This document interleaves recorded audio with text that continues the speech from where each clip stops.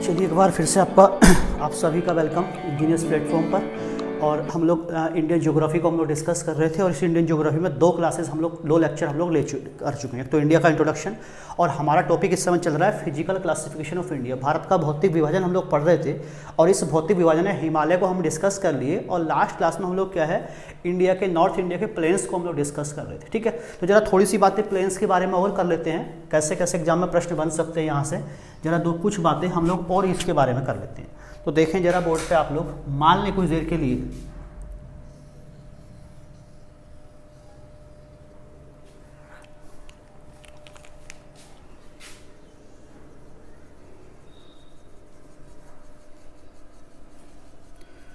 एक चित्र में बना रहा हूँ ताकि समझने में हमें आसानी हो जाए थोड़ी सी।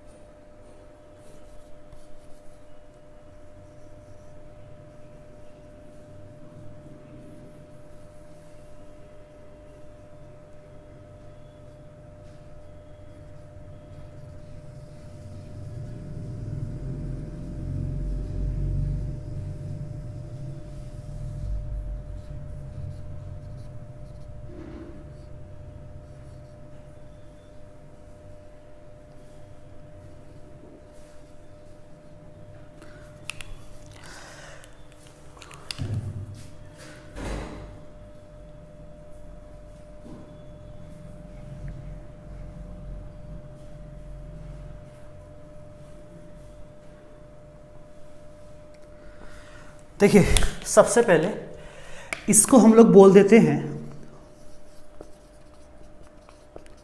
आप लोग पढ़ चुके हो, ये है हमारा, मान लें ये है हमारा ग्रेट हिमालय। और ग्रेट हिमालय के बाद अगला जो हिमालय होता है इसको हम लोग बोलते हैं मिडिल हिमालय। तो ये हो गया कौन सा भाई, मिडिल हिमालय। और ये हो गया हमारा शिवालिक, है ना। ऐसे मिलेगा, सबसे पहले महान हिमालय, फिर मिडिल हिमालय, फिर शिवालिक। और शिवालिक के बाद देखिए ये जो प्लेन आपको दिखाई दे रहा है इसको हम लोग बोलते हैं भावर प्लेन, जो किससे मिलकर बना होता है, भावर प्लेन या भावर रीजन, जो किससे मिलकर बना होता है, कंकड़ पत्थरों से मिलकर बना होता है। जो अगला वाला मैदान होता है इसी को हम लोग बोल देते हैं तराई मैदान। क्या बोल देंगे इसको, तराई मैदान बोलेंगे। और तराई के बाद ये जो रीजन आपको दिखाई दे रहा है जहाँ पे क्या आ रहा है, फ्लड आ रहा है, ये देखो ये जो, ठीक है, इस वाले रीजन को अगर मैं आपसे बात करूँ तो इस वाले क्षेत्र को हम लोग बोल देते हैं, मैं इधर लिख दे रहा हूँ, और इसको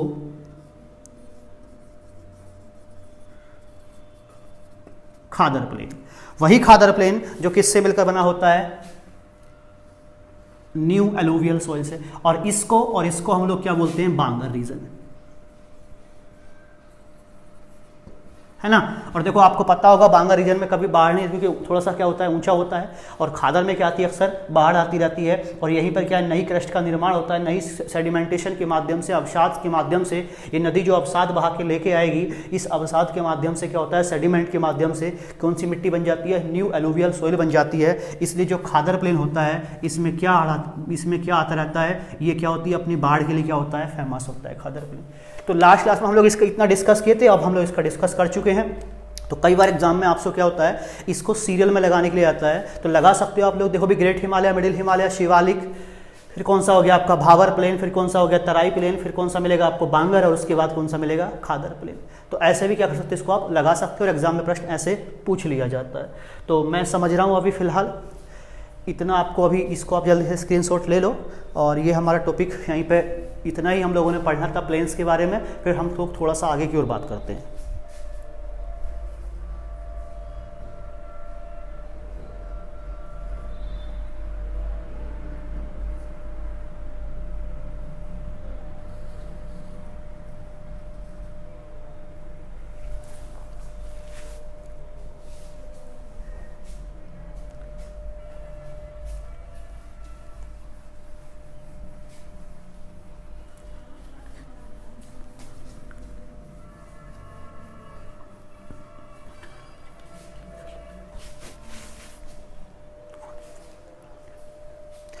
देखिए नेक्स्ट टॉपिक की हम लोग बात कर रहे हैं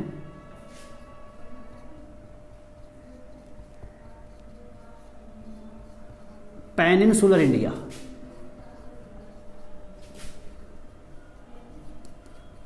देखो प्रायद्वीपीय भारत, हिंदी में इसको क्या बोलते हैं, प्रायद्वीप। अब इस प्रायद्वीप का मतलब क्या होता है, वो लैंडमास जो तीन ओर से क्या हो, किसी वाटर बॉडी से घिरा होता है, उसको क्या बोलते हैं, पेनिनसुला बोलते हैं। या वो लैंडमास, या ऐसे बोलते थे कई बार, वो लैंडमास जो चारों ओर किसी वाटर बॉडी से घिरा उसको आइलैंड बोलते हैं, है ना। तो वो लैंडमास जो क्या तीन ओर किसी पानी से घिरा हो, वाटर बॉडी से घिरा हो, उसी लैंडमास को हम क्या बोलते थे, पेनिनसुला बोलते थे। जैसे क्या है पेनिनसुला, जरा सा देखते हैं प्रायद्वीप को।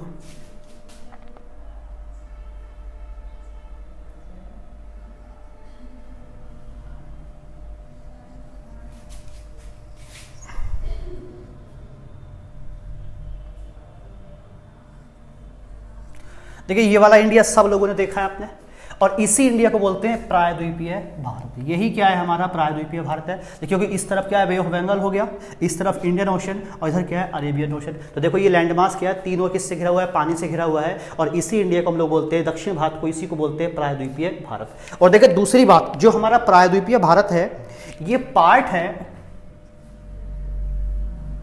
Part of Gondwana land. किसका हिस्सा है ये, गोंडवाना लैंड का हिस्सा है। तो हमारा दक्षिण भारत जो प्रायद्वीप है वो किसका हिस्सा है, गोंडवाना लैंड, याद रखें। देखिए गोंडवाना लैंड है क्या, दरअसल आज से मिलियंस ऑफ ईयर्स पहले, जैसे हमको पता है हमारी इस अर्थ पर क्या 7 कॉन्टिनेंट है, 7 जमीन के टुकड़े हैं। तो एक समय ऐसा था जब क्या है, ये 7 कॉन्टिनेंट ना होकर हमारी इस अर्थ पर केवल एक ही कॉन्टिनेंट था, जिसको हम पेंजिया के नाम से जानते हैं। 7 कॉन्टिनेंट नहीं थे, तो बाद में यही पेंजिया क्या हुआ, 2 हिस्सों में टूट गया। एक हिस्सा नॉर्थ को मूव कर गया, एक हिस्सा साउथ वाला मूव कर गया। जो नॉर्थ वाला हिस्सा था उसको हमने अंगारा लैंड या लॉरेंसिया बोला, और दक्षिण वाले हिस्से को हम लोग बोलते थे गोंडवाना लैंड, ठीक है। और इसी बाद में इस गोंडवाना लैंड में भी क्या हुआ, विभाजन हुआ। ये भी क्या होता है, टूट जाता है, और टूटने के बाद इसी गोंडवाना लैंड की अगर बात करें तो इसी गोंडवाना लैंड से क्या बना, आपका इंडियन पेनिनसुला बना। ये वाला हिस्सा टूट के अलग हुआ, ऑस्ट्रेलिया बना, अफ्रीका यहीं से बना, यहीं से साउथ अमेरिका बना, और यही इसी गोंडवाना लैंड से कौन बना, और एंटार्क्टिका बना, ठीक है। और बाकी जितने भी कॉन्टिनेंट रहे वो सब कहाँ से बनते हैं, लॉरेंसिया। जैसे नॉर्थ अमेरिका लॉरेंसिया से बना टूटने के बाद, यूरोप नॉर्थ लॉरेंसिया से बना, एशिया लॉरेंसिया से बना, दुनिया का सबसे बड़ा आइलैंड ग्रीनलैंड भी कहाँ से बना, लॉरेंसिया या अंगारा लैंड से बना। तो अभी हम लोग इंडियन ज्योग्राफी में बात कर रहे हैं, और केवल हम लोग इतने प्रायद्वीप की बात करेंगे। और देखिए इस प्रायद्वीप में भी हम लोग पढ़ लेते हैं भारत के तटीय मैदानों को, हम लोग देख लेते हैं coastal planes of India. Bharat में कौन कौन से कोस्टल प्लेन्स मिलेंगे,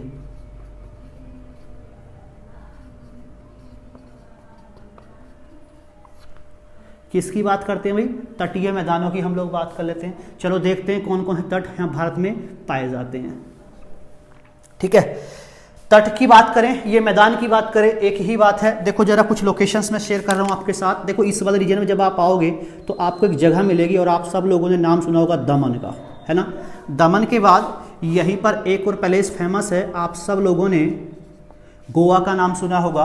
गोवा के बाद आप नीचे आओगे तो एक और प्लेस बड़ा फेमस है, इसको हम लोग बोलते हैं मैंगलोर, ठीक है। ये मैंगलोर कर्नाटक में आता है। और इसके बाद एक और जगह है, यहीं पर मिलेगी आपको साउथ में, इसको कन्याकुमारी क्या बोलते हैं, कन्याकुमारी आपको पता है मेनलैंड इंडिया का सबसे सदर्न पॉइंट है, सबसे दक्षिणी बिंदु है कौन, कन्याकुमारी, ठीक। इसके बाद इस तरफ आओगे ईस्टर्न साइड में तो देखिए एक नदी मिलेगी आपको, इस नदी का नाम है कृष्णा नदी, का नाम सब लोगों ने सुना है, कृष्णा। कृष्णा के बाद एक और नदी यहाँ है, और एक और नदी मिलेगी आपको। देखिए ये दूसरी वाली नदी है कृष्णा के बाद, इस नदी का नाम है महानदी, और इसकी बात करें इसको बोलते हैं स्वर्ण रेखा नदी। तो ये भारत का ईस्टर्न कोस्ट है और ये भारत का वेस्टर्न कोस्ट है। तो जरा समझते हैं ईस्टर्न कोस्ट। देखिए मैं इस गुजरात से लेकर के बात कर रहा हूँ, गुजरात से लेकर कहाँ तक की बात कर रहा हूँ भाई, दमन तक की। तो गुजरात से लेकर दमन तक ये जो तट है, ये जो कोस्ट है, इसी कोस्ट को कहा जाता है काठियावाड़ कोस्ट या प्लेन।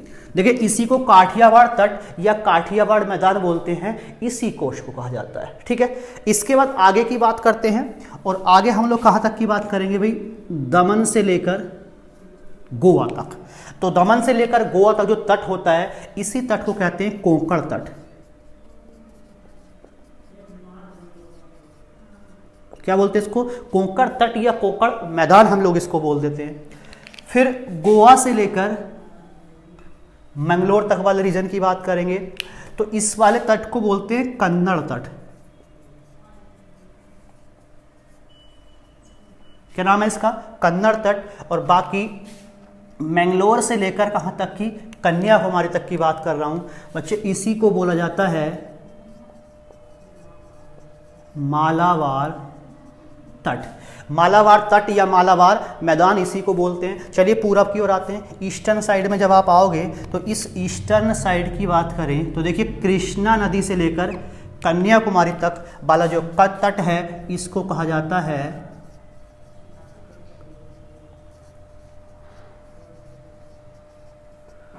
इसको कोरोमंडल तट के नाम से जानेंगे।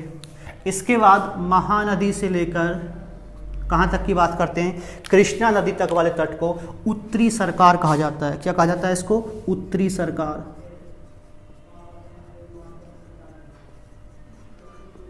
उत्तरी सरकार या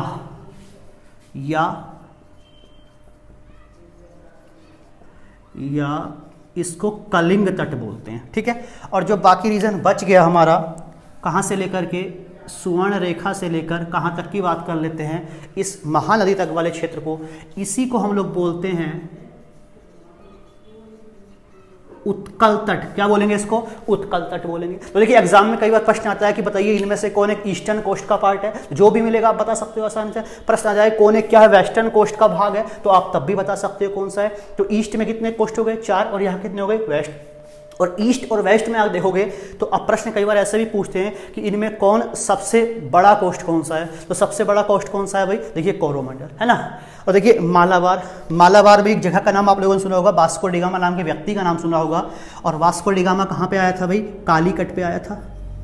एक बार एग्जाम में किसी एग्जाम में ये भी पूछ लिया गया कि वास्को डी गामा इनमें से किस कोस्ट पे आया, तो किस पे आया था, मालाबार पे आया था। क्योंकि कालीकट कहाँ पड़ता है, इसी केरला में पड़ता है, और केरला कहाँ पर है, यहीं पर है। देखिए जब मॉनसून इंडिया का आता है तो सबसे पहले यहीं पे टकराता है। कौन से कोस्ट पे टकराता है, मालाबार कोस्ट पे ही सबसे पहले इंडिया का मानसून पहुँचता है, केरला में पहुँचता है। जब इंडिया का मानसून पढ़ेंगे तो इसको भी क्या करेंगे हम लोग, समझ लेंगे कैसे कैसे आता है। तो जल्दी से आप इसको नोट कर लें और इसका स्क्रीनशॉट आप ले सकते हो।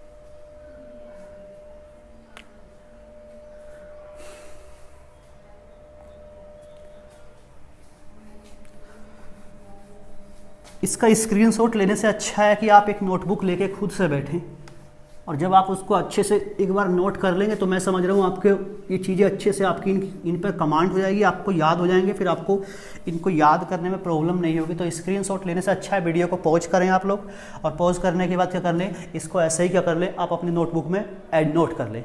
चलिए प्लेन्स की बात कर ली, अब हम लोग बात करते हैं प्लेटूस की बात करते हैं।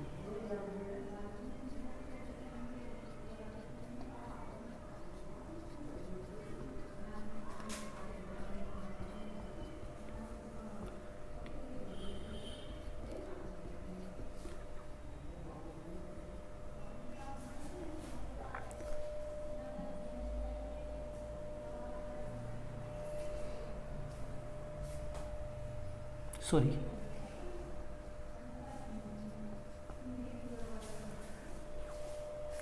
ठीक है। तो अब हम लोग बात कर लेते हैं, किसकी बात कर लेते हैं भाई, पेनिनसुलर प्लेटूस की। सॉरी अभी भी स्पेलिंग मिस्टेक है, अब ठीक हो गई। प्रायद्वीपीय पठारों की हम लोग बात कर लेते हैं। भारत में कौन कौन से प्लेटूज पाए जाते हैं, तो जरा उन प्लेटूज को हम लोग डिस्कस करते हैं, कौन कौन से प्लेटूज हैं। तो देखो अभी हम लोगों ने पेनिनसुलर इंडिया का मतलब समझ चुके कि प्रायद्वीप का मतलब होता क्या है प्रायद्वीपीय भारत। तो इसी प्रायद्वीपीय भारत में पाए जाने वाले कुछ प्लेटूज को हम लोग देख लेते हैं। तो मैं फिर से इस इंडिया को क्या है, इसी पेनिनसुलर इंडिया को, प्रायद्वीपीय भारत को मैं फिर से ड्रॉ कर रहा हूँ एक बार।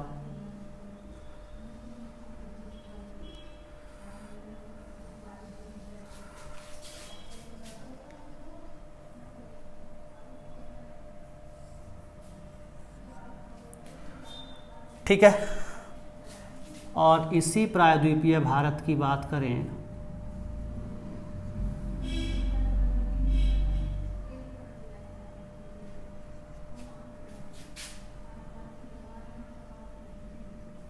देखिए, इतने प्रायद्वीपीय भारत से हमारा काम चल जाएगा। ठीक, तो यहां पर प्लेटूज को हम लोग पढ़ने वाले, तो पहले कुछ प्लेटूज की मैं लोकेशन आपके साथ शेयर कर देता हूं। एक प्लेटूज आपको इस क्षेत्र में मिलेगा फैला हुआ, एक छोटा प्लेटू यहीं पर मिलेगा, और एक प्लेटू आपको इस रीजन में मिलेगा। एक छोटा प्लेटू यहाँ पर है,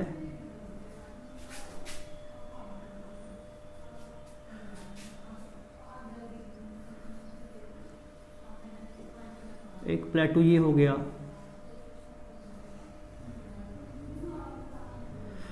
देखिए ये कुछ प्लेटूज हैं इंडिया में। दूसरी बात, इनका नामकरण कर लें। देखो सबसे पहली बात, ये जो प्लेटू है इसको हम लोग बोलेंगे लावा प्लेटू। क्या बोलेंगे भाई? लावा प्लेटू। इस वाले को बोलेंगे कर्नाटका प्लेटू। ठीक है, ये कर्नाटका पठार है। इसकी बात करें, इसको हम बोलेंगे तेलंगाना पठार। इसको कहेंगे दंड का रण्य प्लेटू। ये कौन सा है? दंड कारण्य पठार है। ये बोला जाएगा छोटा नागपुर पठार, इसको हम बोलेंगे। इस वाले को बोलेंगे मेघालय पठार। इसका नाम है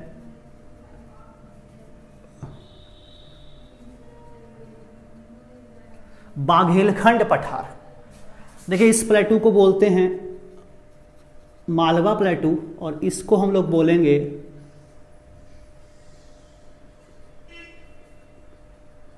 बुंदेलखंड। ये कौन सा प्लेटू है? बुंदेलखंड पठार मिलेगा आपको। ठीक है, अब देखिए दूसरी बात, इन सभी प्लेटूज को देखिए, इन तीन प्लेटूज पर ध्यान दीजिए। अब इन तीनों प्लेटूज को, लावा को, कर्नाटका को, मैं क्या कर रहा हूं, एक ही डब्बे में डाल दे रहा हूं। ये देखें, है ना, एक डब्बे में मैंने इसको बॉक्स में डाल दिया। अब इसका नाम पड़ जाएगा डेक्कन प्लेटू। आप सब लोगों ने डेक्कन प्लेटू या दक्कन का पठार जिसको हम लोग बोलते हैं, नाम सुना होगा, द डेक्कन प्लेटू। यह है हमारा दक्कन का पठार। ठीक, इतनी बातें स्पष्ट हो गई। अब देखिए डेक्कन प्लेटू के बाद कि जब आप इस रीजन में आप आओगे तो यहाँ पर इस क्षेत्र में क्या मिलेंगी आपको, कुछ माउंटेन रेंज आपको दिखाई देंगी। यहाँ पर एक माउंटेन रेंज आपको मिलेगी फैली हुई, और एक माउंटेन रेंज यहाँ पर मिलेगी। तो दो ये माउंटेन रेंज आपको मिली। आगे इनका नामकरण करते हैं। अभी देखिए जो सबसे पहली वाली माउंटेन रेंज है इसको हम लोग बोलते हैं, आप लोगों ने विंध्याचल का नाम सुना होगा। दूसरी का नाम है सतपुड़ा पर्वत श्रृंखला, और ऐसी ही एक माउंटेन रेंज इस क्षेत्र में मिलेगी फैली हुई, उत्तर तक फैली हुई। इस वाली पर्वत श्रृंखला को बोलते हैं अरावली। इसका नाम है अरावली पर्वत। ठीक, अब आएंगे नीचे की ओर। जब हम आते हैं तो देखिए इस क्षेत्र में ये जो कोस्ट आपको दिखेगा, कटा इस तरह का तट मिलेगा यहां पर। ठीक है, इसको हम लोग बोलते हैं भारत का पूर्वी घाट। ये है हमारे इंडिया का ईस्टर्न घाट।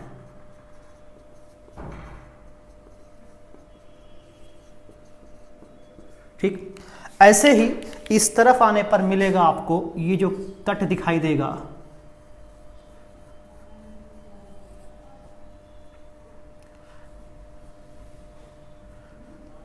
ठीक है, ये है इंडिया का वेस्टर्न घाट जो काफ़ी फेमस है, एग्जाम में प्रश्न आते हैं हम।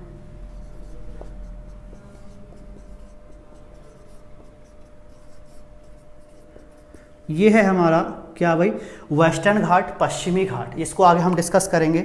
और इसी पश्चिमी घाट में दो जगह बड़ी फेमस हैं। इसी पश्चिमी घाट में पहली वाली जगह का नाम है कालसू बाई, एक पीक है, आगे डिस्कस करेंगे कालसू बाई। इसका नाम है महाबलेश्वर। तो ये कालसू बाई, ये महाबलेश्वर, दोनों कहाँ, पश्चिमी घाट, महाराष्ट्र वाले रीजन, कहाँ पे आती हैं, महाराष्ट्र में पड़ती हैं। और जब इस क्षेत्र में आप आओगे तो यहाँ पर डेजर्ट मिलेगा आपको। कौन सा डेजर्ट है, थॉर डेजर्ट, ठीक है। तो इतनी लोकेशंस मैं अभी आपके साथ शेयर किया हूँ।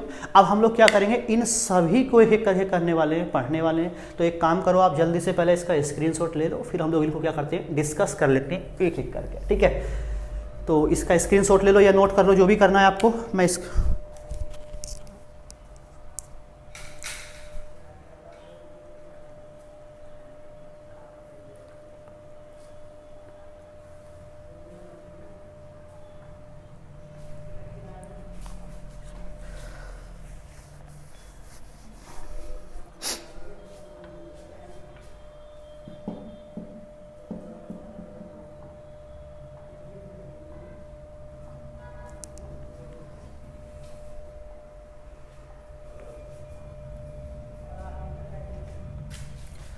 तो मैं इसको रफ कर देता हूं।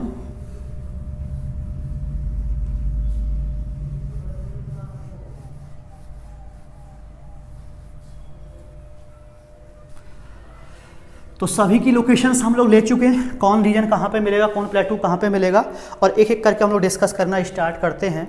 और सबसे पहली बात हम लोग किसकी कर लेते हैं भाई, अरावली माउंटेन की कर लेते हैं। देखिए सबसे पहले अरावली की बात करें तो अरावली जो पर्वत है ये एक एंशिएंट रेसिडुअल पर्वत है। ये क्या है, एक प्राचीन अवशिष्ट पर्वत। तो सबसे पहली बात तो अवशिष्ट पर्वत होते क्या हैं। देखिए जो अरावली पर्वत है ये हिमालय से भी क्या है, कई सारी पीढ़ियां क्या है, पुराना है, यानी कि काफ़ी पुराना है। कौन, अरावली।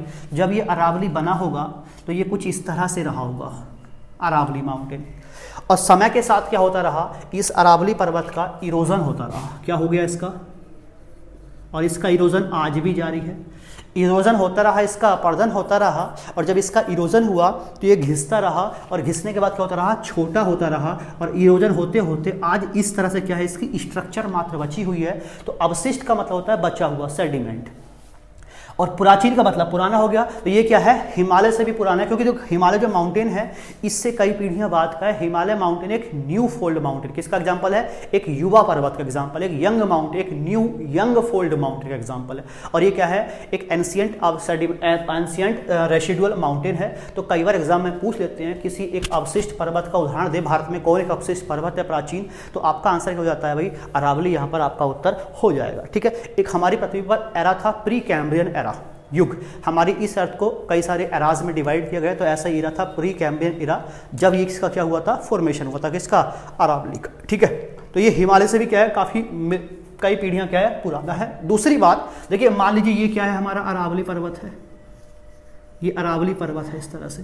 तो जो अरावली रेंज है, ये रेंज लगभग 800 किलोमीटर लंबी रेंज है। कितने किलोमीटर हो गई, 800 किलोमीटर रेंज है। और जो कहाँ से स्टार्ट है, ये गुजरात के एक डिस्ट्रिक्ट है, पालनपुर डिस्ट्रिक्ट, गुजरात, और कहाँ तक फैली हुई है, दिल्ली तक ये फैली हुई है। दिल्ली में मजनू का टीला नाम की जगह आपको मिलेगी, वहाँ तक इसका विस्तार है। अगली बात, जो अरावली पर्वत है, अगर इसके बारे में की जाए कि अरावली पर्वत की हाईएस्ट पीक को एग्जाम में कई बार पूछते हैं, तो देखिए यहाँ की सबसे ऊंची चोटी है गुरु शिखर, 1722 मीटर, हालांकि इंपॉर्टेंट नहीं है। ये आपको कहाँ पे मिलेगी, माउंट आबू राजस्थान में, ये माउंट आबू पर्वत पर ये पीक आपको मिल जाएगी, कौन सी, अरावली पर्वत, ठीक है। नेक्स्ट हम लोग बात करते हैं किसके बारे में, मालवा प्लेटू के बारे में। किसके बारे में बात करते हैं भाई, मालवा पठार के बारे में बात कर लेते हैं। देखिए जो मालवा पठार है, इसके बारे में बात करें तो ये मालवा पठार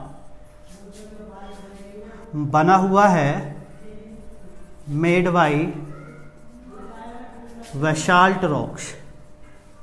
ये क्या है? बेसाल्ट चट्टानों से निर्माण हुआ है। और आपको मैं पढ़ा चुका हूँ जो बेसाल्ट चट्टानें होती है वो क्या होती है? इग्नियस रॉक्स होती है, आगरी चट्टानें होती हैं। क्योंकि बेसाल्ट रॉक्स का जो फॉर्मेशन होता है वो किससे होता है? बेसाल्ट का फॉर्मेशन किससे होता है? लावा से होता है ना। ग्रेनाइट भी क्या है? एक इग्नियस रॉक है। दूसरी बात कर लें, देखिए जो मालवा पठार है इसको राजस्थान में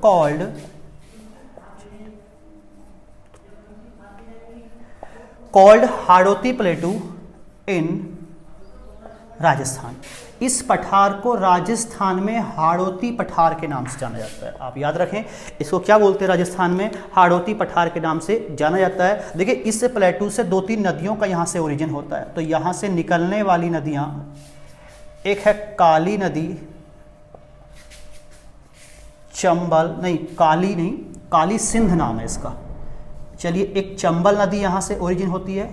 चंबल के साथ साथ वेतवा नदी का ओरिजिन यहीं से होता है। और एक नदी है काली सिंध नदी, जो काली सिंध नदी है उसका ओरिजिन भी यहीं से होता है। तो जल्दी से आप इसको नोट कर लो।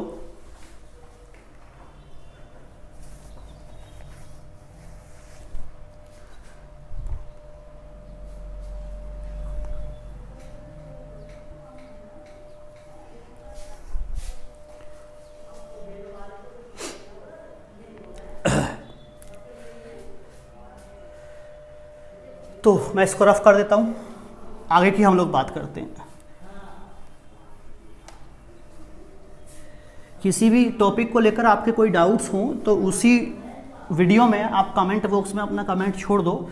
जब भी मुझे टाइम लगेगा मैं उसका आंसर देने की आपको कोशिश करूँगा। दूसरी बात आगे की हम लोग बात करें, चलिए देखते हैं जरा। देखिए दूसरी बात अगर हम लोग बात कर लेते हैं किसके बारे में, वही छोटा नागपुर प्लेटू की हम लोग बात करते हैं। छोटा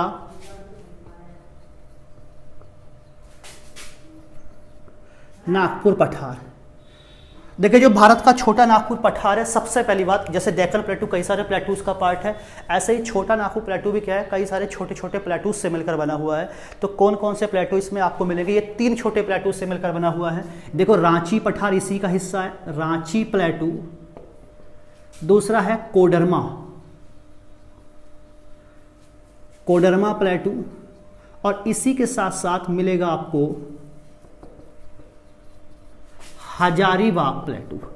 ये तीनों प्लेटू किसका हिस्सा हैं? इसी छोटा नागपुर प्लेटू का पार्ट है। जो छोटा नागपुर प्लेटू है इसका विस्तार आपको मिलेगा जे के मतलब झारखंड, बिहार, ओडिशा और वेस्ट बंगाल। इन 4 राज्यों में इसका विस्तार है। छोटा नागपुर पठार का विस्तार मिलेगा आपको। और देखिए छोटा नागपुर पठार है, इस छोटा नागपुर पठार को ये फेमस है, इसको रूर ऑफ इंडिया कहा जाता है। भारत का रूर प्रदेश इसको बोलते हैं। देखिए रूर प्रदेश का मतलब क्या है?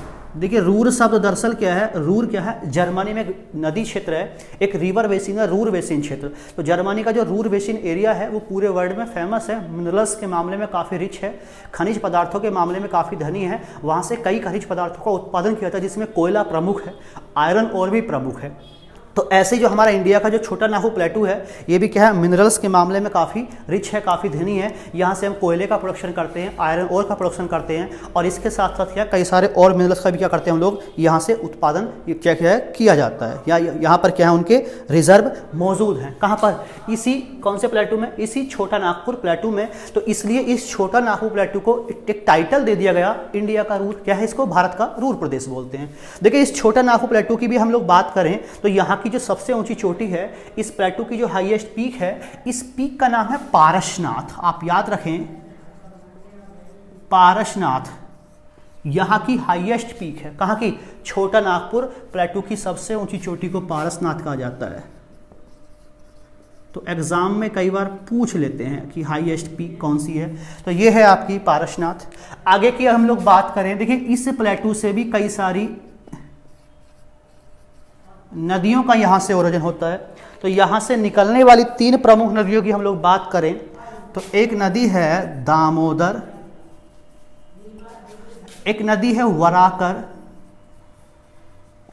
और सुवर्ण रेखा।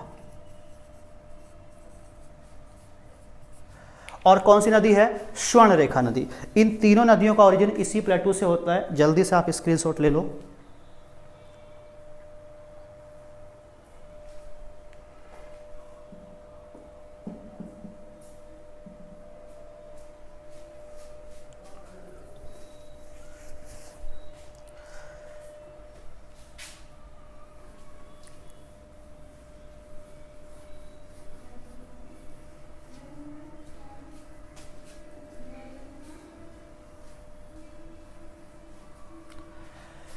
नेक्स्ट हम लोग बात करते हैं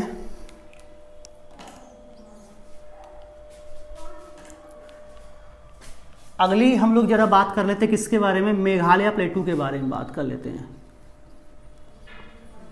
देखो, मेघालय प्लेटू को शिलोंग प्लेटू भी बोल देते हैं। किस नाम से जानते हैं भाई? शिलोंग पठार के नाम से भी जानते हैं मेघालय के पठार को।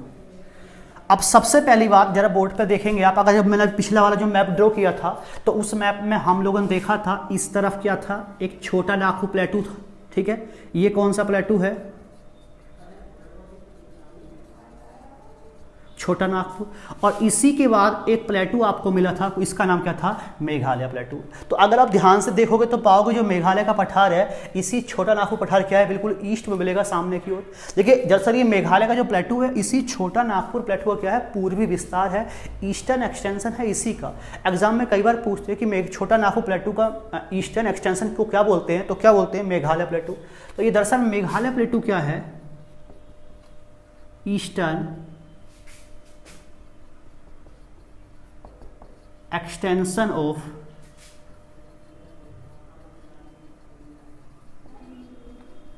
छोटा नागपुर प्लेटू। ये छोटा नागपुर पठार का पूर्वी विस्तार है।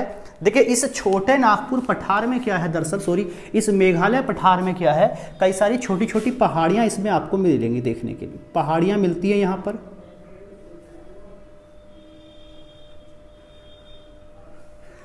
देखिए सबसे पहली पहाड़ी को हम लोग बोलते हैं गारो पहाड़ी। इस पहाड़ी की बात करें भाई तो इसका नाम है खासी पहाड़ी। इस वाली पहाड़ी को बोलते हैं जैंतिया पहाड़ी। इस पहाड़ी का नाम है मिकिर पहाड़ी और इसको बोलते हैं रेंगमा पहाड़ी, ठीक है। ये सारी पहाड़ियाँ कहाँ मिलेंगी आपको? इसी मेघालय प्लेटू में मिलेंगी। और देखिए मेघालय प्लेटू की बात करें तो अभी मैंने खासी पहाड़ी का नाम लिया। आपको पता होगा दुनिया में सबसे ज़्यादा वर्षा रेनफॉल वाला जो रीजन है, जो क्षेत्र है, वो कहाँ आता है? इंडिया में आता है। और उस जगह का नाम भाई मासिन राम हुआ करता है ना। तो मासिन राम में पूरे विश्व में सबसे ज़्यादा वर्षा कहाँ होती है? यहीं पर होती है। तो ये कहाँ पर है? खासी पहाड़ी। जब इंडिया का मानसून समझेंगे, पढ़ेंगे, तो मैं इसका जिक्र करूँगा। किसका? मासिन राम और खासी पहाड़ी का। और देखिए ये मिकिर पहाड़ी आसाम में आती है, इसका भी मैं क्या करूँगा? इसको भी डिस्कस करूँगा, क्योंकि मिकिर पहाड़ी के माध्यम से क्या होता है? इसी पहाड़ी के कारण आसाम में क्या आती है? फ्लड आती है। तो वहाँ पर देखें क्यों आती है फ्लड। दूसरी बात ध्यान से देखो इन दोनों प्लेटूज के बीच में ये वाला गैप आपको दिख रहा है। किस किस के बीच में? मेघालय के और किसके? छोटा नागपुर प्लेटू के बीच में। तो ये जो गैप है, यानी कि इस गैप के माध्यम से क्या हो रहा है? मेघालय पठार किससे अलग हो जा रहा है? छोटा नागपुर पठार से अलग हो जा रहा है। तो इसको बोलते हैं राजमहल गारो। राजमहल गारो या मालदा गैप, याद रखें। तो आपसे एग्जाम में प्रश्न बन जाए कि किस गैप के माध्यम से छोटा नागपुर प्लेटू मेघालय प्लेटू से अलग होता है, तो वो गैप कौन सा है आपका? राजमहल गारो या मालदा गैप। और इसके बाद देखिए इस मेघालय प्लेटू की अगर मैं बात करूं तो इस मेघालय प्लेटू की जो हाईएस्ट पीक है, जो सबसे ऊंची चोटी है, उसका नाम है नोकरेक। मेघालय में ही मिलेगी। मेघालय पठार की सबसे ऊंची चोटी नोकरेक। और देखिए इस मेघालय प्लेटू में कुछ ट्राइब्स भी यहाँ पर पाई जाती हैं, कुछ जनजातियाँ भी यहाँ पर पाई जाती है। तो मेघालय प्लेटू में पाई जाने वाली जनजातियाँ, सबसे पहले आपको गारो जनजाति मिलेगी। गारो के बाद खासी जनजाति यहाँ पाई जाती है। खासी के बाद जयंतिया। देखिए ये तीनों अपने आप में क्या है? पहाड़ियाँ भी हैं। और ये तीनों क्या यहाँ पर पाई जाने वाली क्या है? ट्राइब्स भी हैं, ठीक है। तो ये किसकी बात कर ली हम लोगों ने? मेघालय प्लेटू की बात कर ली।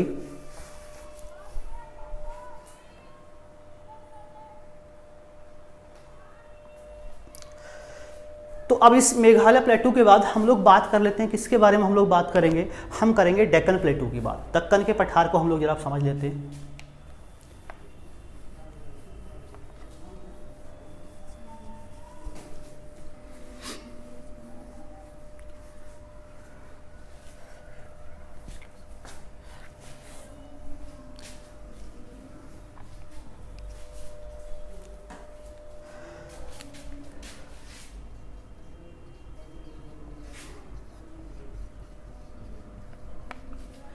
देखो मैं आपको बताऊं, दक्कन का पठार कई सारे प्लेटू से मिलकर बना हुआ है।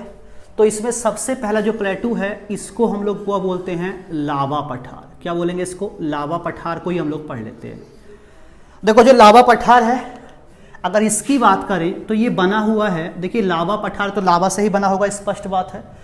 और लावा से, कौन से लावा से बना होगा, मैं आपको जब वोल्केनो पढ़ाया था तो मैंने बताया था लावा दो टाइप का होता है, या तो क्या होता है एसिड होता है या वैश्विक होता है।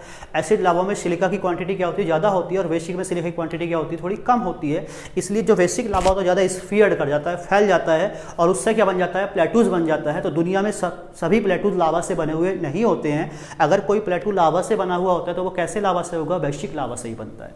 तो ये क्या है, एक वैश्विक लावा से बना हुआ प्लेटू होगा। तो मेड बाई, यानी कि ये किससे मिलकर बना है भाई, वेसाल्ट रॉक्स के। किससे? ये वेसाल्ट चट्टानों से मिलकर बना है। और आपको पता है जो वेसाल्ट चट्टानें हैं वो लावा से ही बनी है। और आपको ये भी पता है जो वेसाल्ट चट्टानें होती हैं ये क्या होती हैं, ये होती हैं इग्नियस रॉक्स, जो लावा से बनती हैं। जब इन्हीं वेसाल्ट चट्टानों का इरोजन हो जाता है, इन्हीं को अपरदन हो जाए, तो यहीं पर इसी से क्या बन जाती है, ब्लैक सॉइल बन जाती है। क्या बन जाती है, ब्लैक सॉइल। तो इसलिए यहाँ पर इस क्षेत्र में डेक्कन प्लेटू में ज़्यादा काली मिट्टी मिलती है। और आपको ये भी पता है जो ब्लैक सॉइल होती है वो क्या होती है, कॉटन। कॉटन के प्रोडक्शन के लिए सबसे ज़्यादा फेमस होती है ना। देखिए जो लावा प्लेटू है ये आपको कहाँ पर मिलेगा, ये मिलेगा महाराष्ट्र में।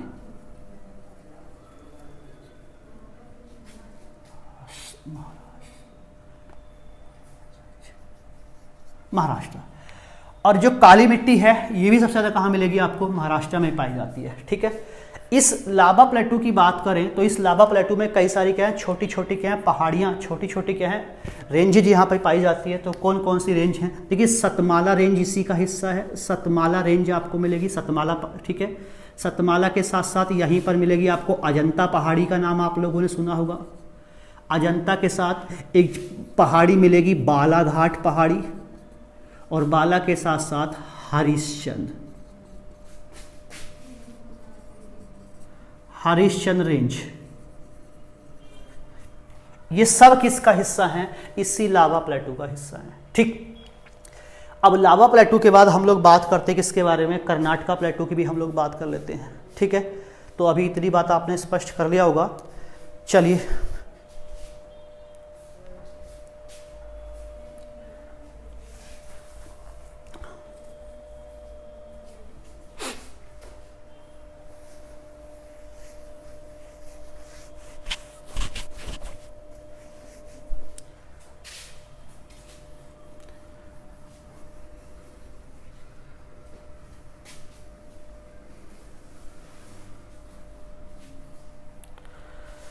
सेकेंड पार्ट की अगर हम लोग बात करें तो मैं किसकी बात करेंगे, कर्नाटका पठार। देखिए कर्नाटका पठार का विस्तार दो राज्यों में मिलेगा, केरला और कर्नाटका।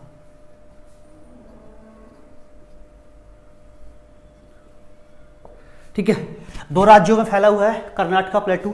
अब देखिए कर्नाटका प्लेटू में एक छोटी सी रेंज पाई जाती है, छोटी सी क्या है, पहाड़ी है।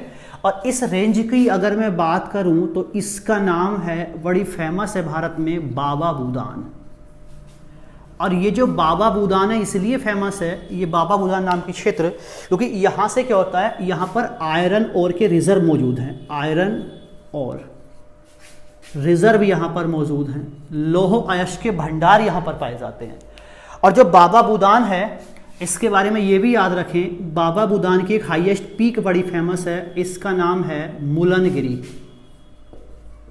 मुलनगिरी ये मुलनगिरी क्या हो गया, बाबा बुदान की सबसे ऊंची चोटी है। ठीक है, बाबा बुदान रेंज की हाईएस्ट पीक कौन सी हो गई भाई, मुलनगिरी। और बाबा बुदान किस लिए फेमस है, यहाँ पर आयरन ओर के क्या होते हैं, रिजर्व पाए जाते हैं। ठीक, इतनी बातें हम लोगों ने बात कर ली है। दूसरी बात, इस प्लेटू से बात करें तो इस प्लेटू से कई सारी नदियों का भी ओरिजिन यहाँ से होता है, यहाँ से भी कई नदियाँ निकलती हैं।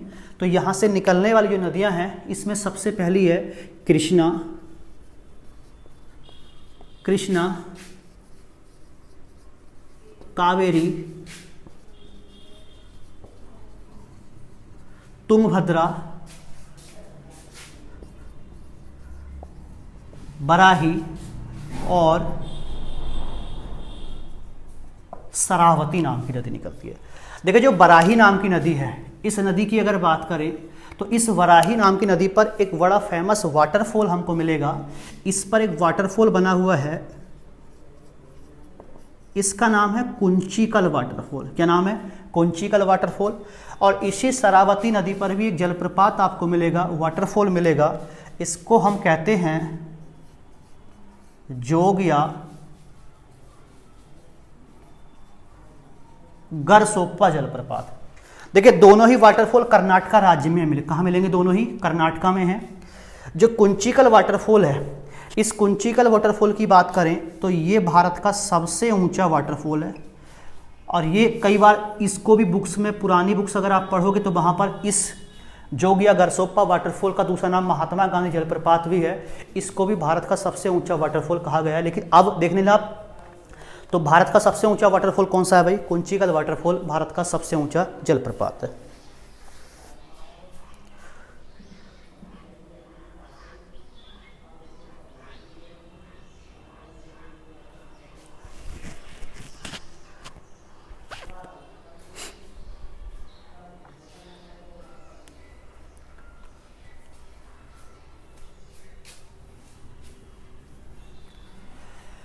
आगे हम लोग विंध्याचल और सतपुड़ा की भी बात कर लेते हैं जरा।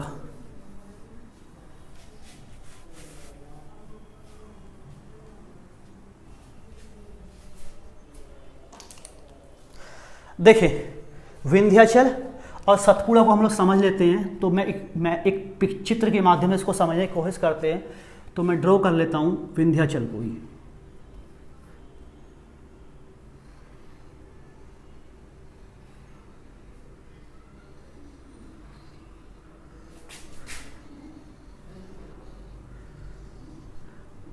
मान लीजिए ये क्या है, हमारी एक माउंटेन रेंज है और इस रेंज का नाम है विंध्याचल। ऐसे ही एक और पर्वत श्रृंखला हम लोग बना लेते हैं, नीचे एक और माउंटेन रेंज बना लेते हैं।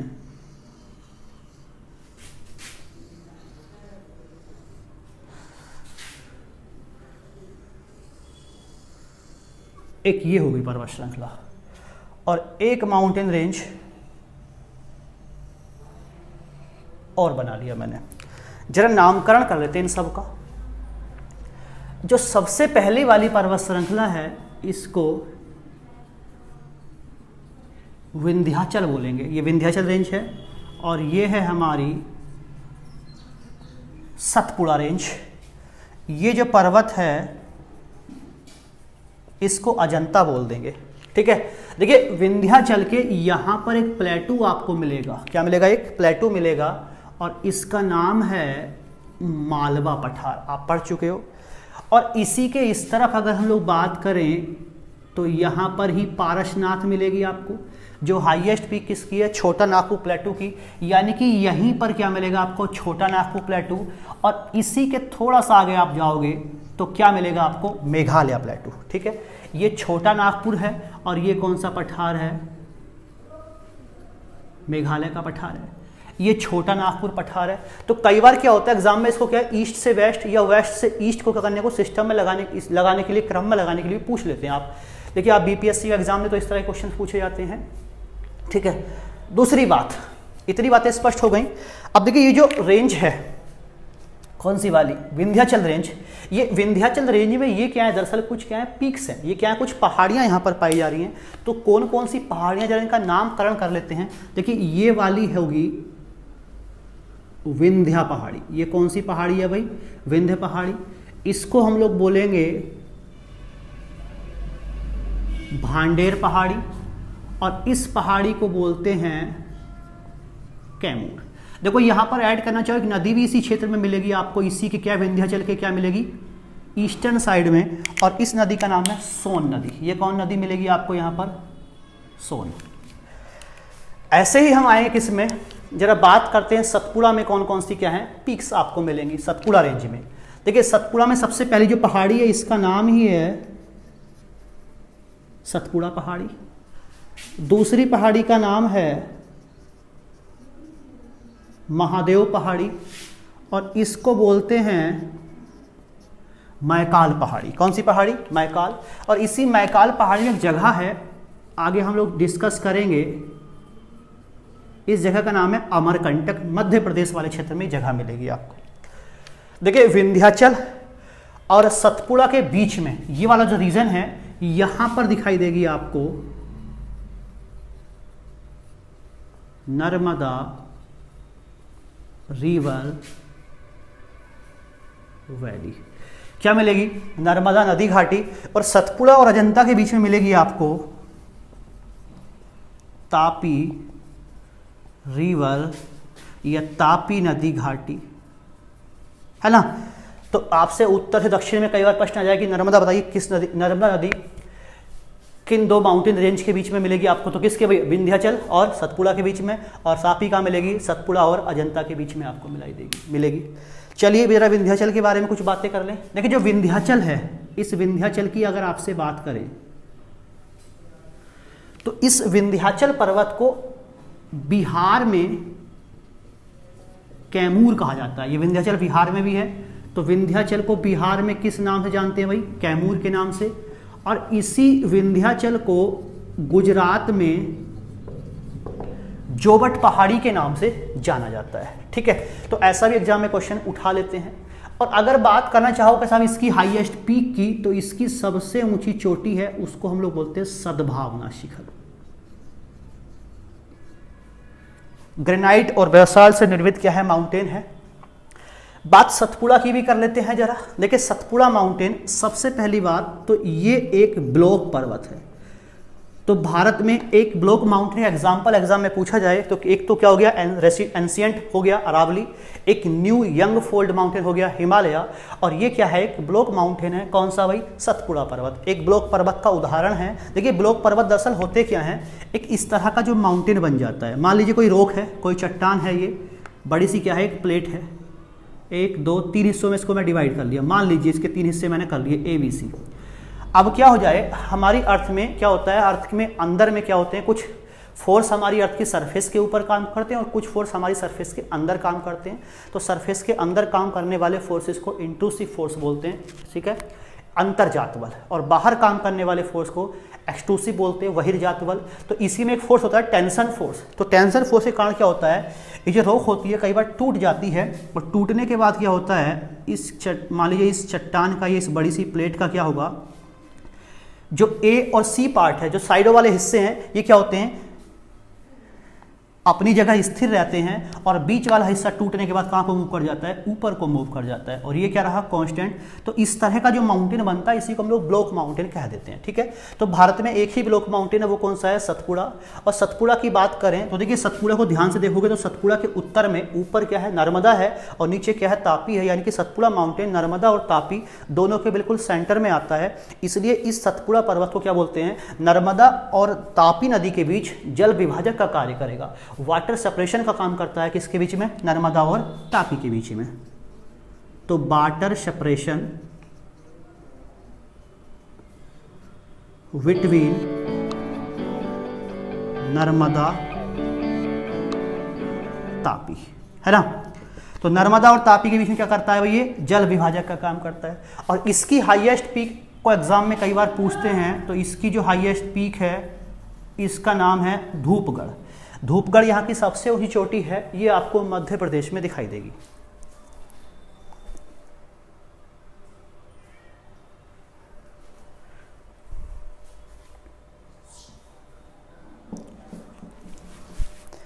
तो ये कहाँ पे मिलेगी? मध्य प्रदेश। तो ये हम लोगों ने बात कर ली किसकी? सतपुड़ा की बात कर ली, और किसकी बात कर ली? विंध्याचल की भी हम लोग बात कर चुके हैं। अब इसके बाद हम लोग एक बात और करेंगे, इसी पेनिनसुलर प्लेटूज में वेस्टर्न घाट से भी एग्जाम में क्वेश्चंस बनते हैं, जरा उसकी भी हम लोग बात कर लेते हैं।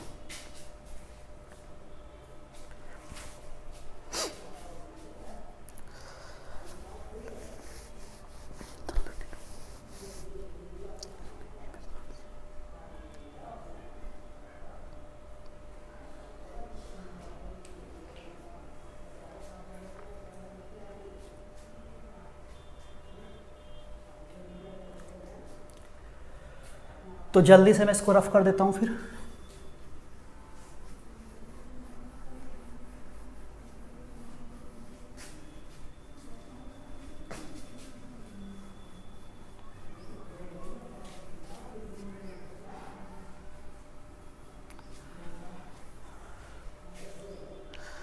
देखिए बात करते हैं वेस्टर्न घाट की।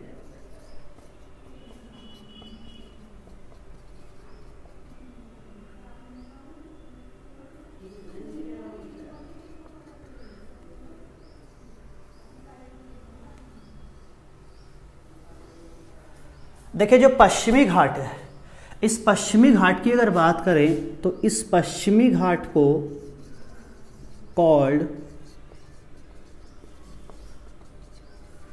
सह्याद्री इन साउथ इंडिया। देखिए पश्चिमी घाट को दक्षिण भारत में सह्याद्री भी कहा जाता है। किस नाम से जानते हैं? सह्याद्री के नाम से जाना जाता है पश्चिमी घाट को। दक्षिण भारत के लोग इसको सह्याद्री बोलते हैं। और ये जो पश्चिमी घाट है, इस पश्चिमी घाट की बात करें तो आप सब लोगों ने यूनेस्को के नाम से आप परिचित होंगे। तो यूनेस्को की जो वर्ल्ड हेरिटेज साइट है, एक सूची है, उस लिस्ट में क्या है, इसको स्थान दिया गया है। तो ये क्या है? यूनेस्को की वर्ल्ड हेरिटेज सूची में क्या है? ये एडिड है, एडिड वर्ल्ड हेरिटेज साइट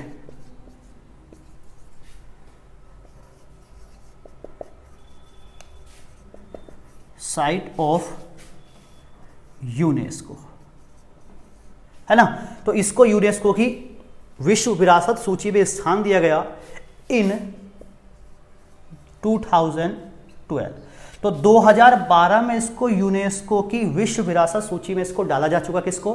पश्चिमी घाट को। अब देखिए जो सह्याद्री है, इस सह्याद्री को भी हम दो हिस्सों में डिवाइड करके पढ़ते हैं। दो हिस्सों में डिवाइड कर लेते हैं इस सह्याद्री को भी। एक है उत्तरी सह्याद्री, नॉर्थ सह्याद्री। कौन सा सह्याद्री है भाई? एक हिस्सा है उत्तरी सह्याद्री और एक वाले हिस्से को बोलते हैं